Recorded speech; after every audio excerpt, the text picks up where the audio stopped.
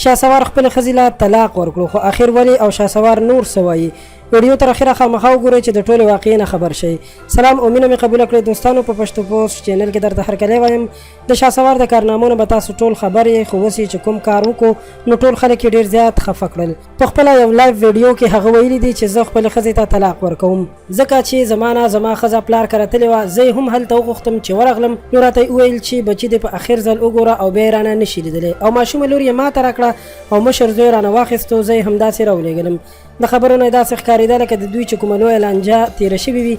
شهسوار ځان سره د سامان بیګ هم راخیستی دی او په ویډیو کې ښکاري چې سامان هم ورسره دی او خپله وړه لور یې هم په غېږ کې ده او وایي چې زه کراچۍ ته یعنې د خپل پلرني کور خواته روان یم.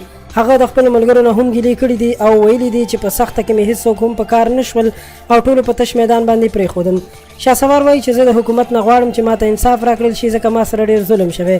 هغه په خپلو خبرو کې وایي چې زه خپله ښځه طلاقوم او 3 ځل د طلاق کلمه هم وایي.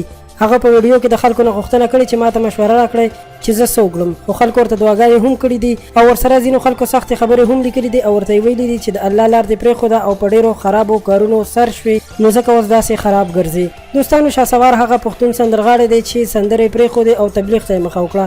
خلک ورته ډېر زیات خوشحاله وو چې د الله لار دې خپله کړه او د فلمونو او سندرو د فحاشۍ دنیا دې پرېښوده.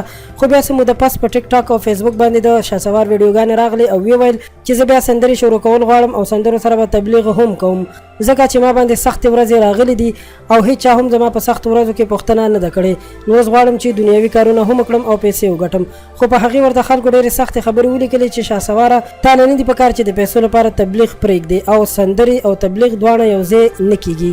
خلکو ورسره د پیسو د مدد کولو وعدې هم وکړې خو شهسوار هغه هر څه قبول نه کړل او بیا یې څه موده پس د الف خان شیرپا سره د یو یتیمخانې افتتاح هم وکړه. اوس مهال یوه قوالی هم په انټرنیټ باندې شیر شوې ده چې د سندرې په شکل باندې ویلې ده او میوزیک هم ورسره دی. دوستانو دا د شهسوار په باره کې تازه خبر چې تاسو سره مو شریک کړو ځکه چې دې خبر موږ ډېر زیات خفه کړي وو چې د یو چا کور رانیږي خامخا انسان به د انسانیت په طور باندې خفه کیږي. تاسو څه نظر لرئ چې د شهسوار داسې قدم اوچتول څنګه دي؟